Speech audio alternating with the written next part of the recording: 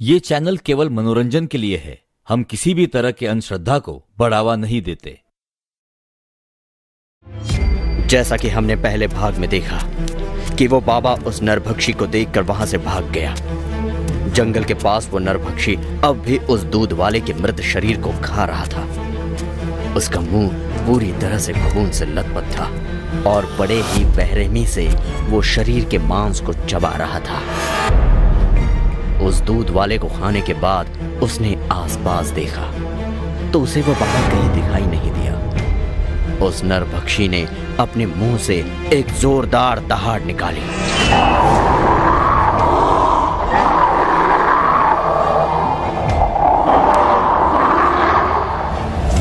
और जंगल की तरफ भाग गया। यहां भागते भागते वो बाबा कुटिया के पास आया और कुटिया के अंदर जाकर कोने में छिप गया। वो बहुत डरा हुआ था। हे ईश्वर, ये नरभक्षी यहां कैसे आ गया? इसने मुझे अगर देख लिया होगा तो मेरी खैर नहीं। मुझे जल्दी से इस गांव को छोड़कर दूसरे गांव जाना होगा, वरना यह नरभक्षी मुझे ढूंढ लेगा। वो बाबा डरता हुआ वही छिपा रहा। अचानक वो नरभक्षी उस कुटिया के पास दौड़ता हुआ आया। उसने कुटिया के आसपास देखा पर उसे वो बाबा कहीं दिखाई नहीं दिया। इतने में उसकी नजर जमीन पर पड़ी। वहां किसी के पैरों के निशान थे जो कुटिया के अंदर जा रहे थे। उस नरभक्षी ने नीचे झुककर उन पैरों के निशानों को सूंघना शुरू किया और कुटिया की तरफ बढ़ने लगा। जैसे ही वो कुटिया के दरवाजे के नजदीक पहुंचा, उसने देखा कि अंदर वो बाबा कोने में छिपा बैठा था।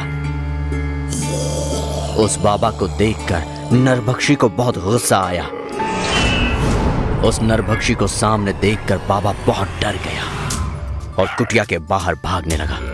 जैसे ही बाबा ने भागने की कोशिश की, नरभक्षी ने उसे पकड़कर रोका और जमीन पर पटक दिया। वो बाबा उससे अपने जान की भीख मांगने लगा। मुझे कुछ मत करो, मुझे जाने दो। अगर तुमने मुझे मार दिया तो तुम भी नहीं बचोगे। चुप हो जाओ। पहले ये बताओ कि तुम मुझे देखकर भागे क्यों थे? मैं तुम्हें वहां देखकर डर गया था। तुमने उन दोनों के शरीर को खाना शुरू किया तो मैं बहुत डर गया। फिर डर के मारे मैं यहाँ भाग आया। झूठ मत बोलो। तुम कब से मुझे देखकर डरने लगे? तुम तो जानते ही हो कि मैं ऐसा ही हूँ। लेकिन आजकल तुम जंगल के बाहर कब से आने लगे हो? ऐसा तो कुछ होना नहीं चाहिए था। तुम्हें जंगल के बाहर रास्ते पर नहीं आना चाहिए था। मैं बाहर नहीं आने वाला था, लेकिन तुमने मेरे पास कोई रास्ता छोड़ा ही नहीं।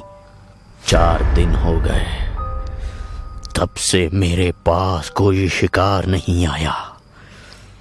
मुझे लगने लगा था कि तुम मुझे भूल गए हो। ऐसे कैसे हो सकता है? मैं तुम्हें कैसे भूल सकता हूँ? तुम ही तो मेरे जीवन का लक्ष्य हो। हाँ? मैं देख रहा हूँ कि तुम मुझे भूल चुके थे और मुझसे भागने की कोशिश कर रहे थे। नरभक्षी की ऐसी बात सुनकर बाबा डर गया और डरते डरते बोलने लगा। नहीं, तुम गलत समझ रहे हो। तुम मुझ पर यह आरोप नहीं लगा सकते। और शायद तुम भूल रहे हो कि आज मेरी ही वजह से तुम 2 शरीर खा पाए हो। नरभक्षी बाबा की वो बात सुनकर उसके नजदीक जाने लगा। नजदीक जाते ही उसके शरीर पर से अपने बड़े और खूंखार हाथ फेरकर उसे सूंघने लगा। शायद तुम भूल गए हो कि गुरुजी के सामने हम दोनों ने एक शपथ ली थी। एक दूसरे को एक वचन दिया था जो हमें पूरा करना है। मैंने तो अपना वचन निभाया, पर तुम अपनी बात से मुकर रहे हो। देखो, मुझे अपना वचन अच्छी तरह से याद है और मैं उसके मुताबिक काम भी कर रहा हूँ, लेकिन ये इतना आसान भी तो नहीं है। मुझे थोड़ा वक्त दो। जब मैंने अपना वचन निभाया था तब तो इतना समय नहीं लगा था। तुम्हें जो चाहिए था वो मैंने तुम्हें एक झटके में दे दिया था, और अब जब तुम्हारी बारी आई है तो फिर तुम्हें इतना समय क्यों लग रहा है?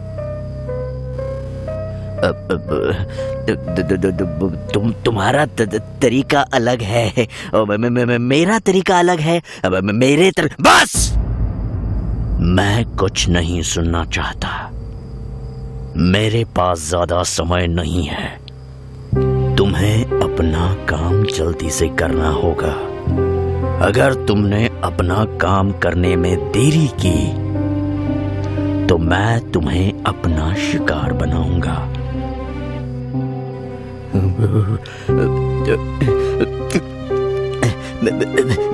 मैं समझ गया।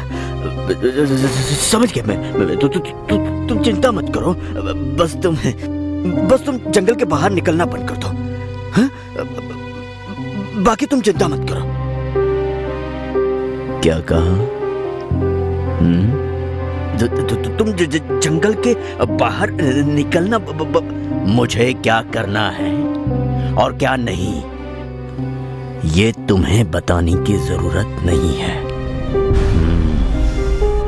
अब मैं जा रहा हूं, लेकिन तुम अपना वादा मत भूलना, वरना बिना कुछ सोचे तुम्हें भी चूस चूस कर खा जाऊंगा।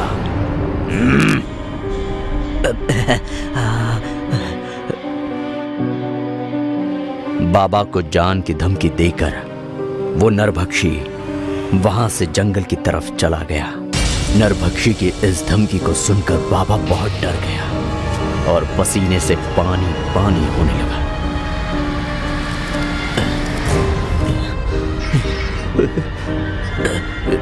इस जानवर को यही रोकना होगा। अगर इसे यहाँ ना रोका गया तो ये मेरे लिए और इस गांव के लिए बहुत बड़ा और भयानक खतरा बन सकता है। लेकिन इसे कैसे रोकूं? बाबा बड़े ही चिंता में पड़ गया। उसे समझ नहीं आ रहा था कि क्या किया जाए। क्या करूं? किससे मदद मांगूं? मैं अपने वचन को निभा रहा हूं, लेकिन इसे कैसे बताऊं कि गुरुजी की असली आज्ञा कुछ और है। बाबा को अचानक एक बात याद आ गई। हाँ, गुरुजी से जाकर मिलता हूं, वही मेरी समस्या का हल बता सकते हैं। लेकिन मैं जब तक गुरुजी के पास से लौटूंगा तब तक इस गांव का क्या होगा? वो नरभक्षी तो सब खत्म कर देगा। मुझे जल्दी से जाकर तुरंत ही हल निकाल कर आना होगा। अभी निकलता हूं। बाबा उसी समय अपने गुरुजी के आश्रम की ओर निकल गए। वो आश्रम बहुत दूर था, इसीलिए बाबा को आने और जाने के लिए बहुत दिनों का समय लगने वाला था। पहले वो नरभक्षी सिर्फ रास्ते से आने वालों पर ही हमला कर रहा था, पर अब बाबा के गांव से जाते ही वो नरभक्षी गांव में घुस कर लोगों पर हमला करके उन्हें खाने लगा। पूरे गांव में एक डर का माहौल फैल गया। सारे लोग उस बाबा को मदद के लिए ढूंढने लगे, पर वो बहुत दूर जा चुका था। एक रात वो नरभक्षी गांव में शिकार की तलाश में आया और इतने में उसने देखा कि एक आदमी डर डर के रास्ते पर चल रहा था। उसने जोर से छलांग लगाई और उस आदमी के सामने जा पहुंचा। वो आदमी उसको देखकर बहुत डर गया। नरभक्षी ने उसे पकड़कर और उसके शरीर को बड़े ही तेजी से खाने लगा। उस आदमी को खाने के बाद वो नरभक्षी अचानक अपनी पीठ को पकड़कर चीखने लगा।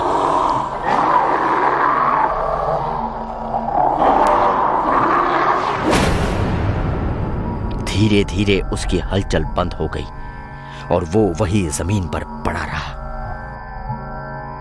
वहां बाबा कई दिनों का सफर तय करके गुरुजी के आश्रम जा पहुंचे। गुरुजी आश्रम में ही थे। बाबा गुरुजी के पास गए और उनको सारी हकीकत बताने लगे। बाबा की बात गुरुजी बड़े शांति से सुनने लगे। सारी बात सुनकर गुरुजी भी चिंता में पड़ गए। ये तो बड़ी गंभीर समस्या है, हमें तुरंत ही कुछ उपाय करना होगा। गुरुजी, आप ही को साक्षी मानकर हम दोनों ने ये सब शुरू किया था। अब आप ही बताइए ना इस पर कुछ उपाय। अचानक गुरुजी ने अपनी आंखें बंद की और कुछ सोचने लगे। गुरुजी ने अपने दिव्य दृष्टि से नरभक्षी को देखा। वो नरभक्षी गांव में जमीन पर पड़ा हुआ था। अचानक उसका शरीर बड़ा होने लगा। धीरे धीरे करके उसका शरीर ठीक होने लगा और तभी वो नरभक्षी उठ खड़ा हुआ। अब वो पहले से भी ज्यादा बड़ा और खूंखार लग रहा था। उसके उठने के बाद वहां दूर से एक कुत्ता उस पर भौंक रहा था। नरभक्षी की नजर उस पर पड़ते ही वो कुत्ता वहीं मर गया और उसकी लाश नरभक्षी की तरफ तैरती हुई आने लगी। ये तो बहुत अच्छा हुआ। अब मुझे छलांग नहीं लगानी पड़ेगी। अब लोगों का शिकार करने के लिए मेरी सिर्फ नजर ही काफी है।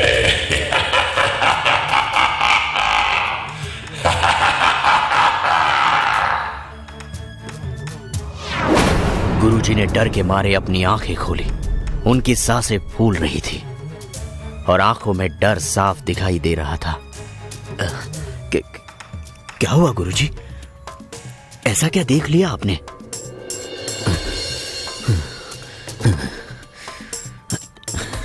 नरभक्षी ने अपना पहला पड़ाव पार कर लिया है और वो भी तुम्हारी सहायता लिए बिना। सुनो, नरभक्षी के आखिरी पड़ाव पार करने से पहले हमें उसे कुछ भी करके रोकना होगा, फिर चाहे इसमें हमारी जान ही क्यों न चली जाए। अपनी आंखों में कुछ निश्चय करके गुरुजी खड़े हुए। उन्होंने बाबा की आंखों में देखा। बाबा की आंखों में अभी भी डर था, पर गुरुजी उस डर के परे जा चुके थे और उन्होंने एक निश्चय किया था। इस तरफ ये हाल था तो दूसरी तरफ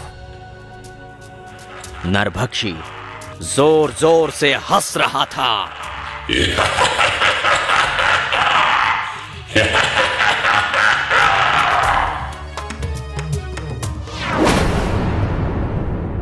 यदि आप हमारे चैनल पे नए हो तो चैनल को सब्सक्राइब करना ना भूलें और बेल आइकन पे क्लिक करें ताकि हमारे सारे न्यूज स्टोरीज आप सबसे पहले देख सकें। अगर आपको ये स्टोरी अच्छी लगी हो तो लाइक करें और हमें कमेंट करके ये बताएं कौन सा पार्ट आपको बहुत पसंद आया और अपने दोस्तों के साथ शेयर करना ना भूलें। आप हमें फेसबुक और इंस्टाग्राम पेज पर भी फॉलो कर सकते हैं @SkullTales।